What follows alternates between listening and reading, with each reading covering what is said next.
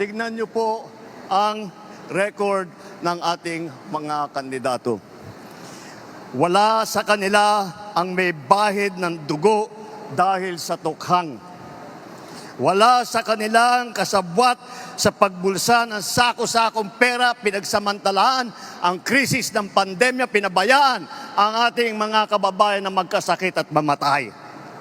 Wala sa kanila ang mga pumapalakpak sa China at natutuwa pa kapag tayo ay binobomba ng tubig.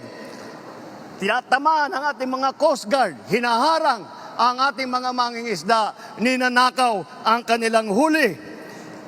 At bukod pa ron ay inaagaw pa ang mga isla natin para maging bahagi ng kanilang bansa.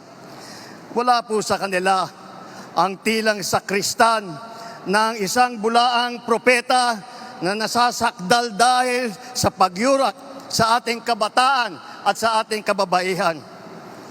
Wala sa kanila ang tagataguyod ng pugad ng krimen, ng sentro ng paglalapastangan ng mga kababaihan na mga pogo. Tayo ngayon ay nasa sangandaan ng ating paglalakbay bilang isang malayang bansa.